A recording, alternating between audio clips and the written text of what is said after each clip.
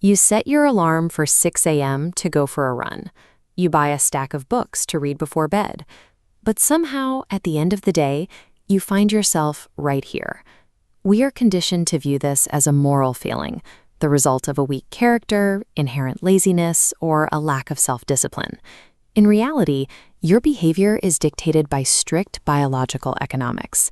Your brain is a prediction engine designed to prioritize energy conservation over conscious intention.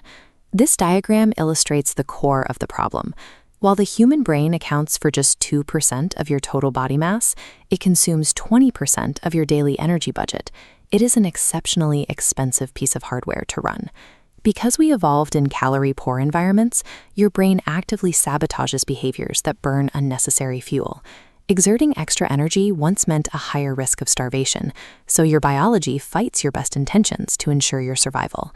Look at this cross-section. That glowing area at the front is the prefrontal cortex, the biological site of logic, long-term planning, and conscious self-control. Maintaining goal-directed behavior here is metabolically exhausting, rapidly burning through glucose and ATP. If you had to spend this much energy for every daily action, you would be perpetually depleted. To solve this, the brain uses neuroplasticity to physically chunk repeated behaviors into automated sequences. Once an action is repeated enough times, the brain shifts responsibility away from the expensive prefrontal cortex to the basal ganglia. This deeper region executes routines on pure autopilot, requiring almost zero conscious thought. Your brain treats habit formation as a brutal biological necessity to prevent it from burning through its limited resources and starving itself. However, the energy-saving benefits of automation are most easily claimed by our most self-destructive behaviors. This graph tracks dopamine, a prediction error signal driving cravings. Bad habits hijack this system, offering immediate dopamine spikes for zero metabolic effort. In contrast, positive habits require a slow, gradual climb that drains energy while waiting for a distant payoff. This delicate balancing act collapses under pressure. Chronic stress, lack of sleep, and decision fatigue physically weaken neural connections in your prefrontal cortex over time.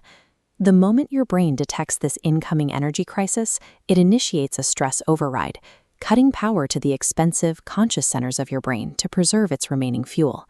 Control is handed entirely to the cheap, stimulus-driven basal ganglia. You are now running on a biological autopilot that prioritizes the path of least resistance. Relapsing into bad habits after a hard day is the brain defaulting to its most metabolically safe option to survive a perceived threat.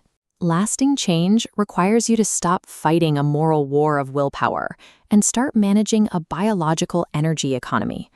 Intensely craving a behavior you no longer enjoy is evidence that your brain has perfectly automated that routine to save energy.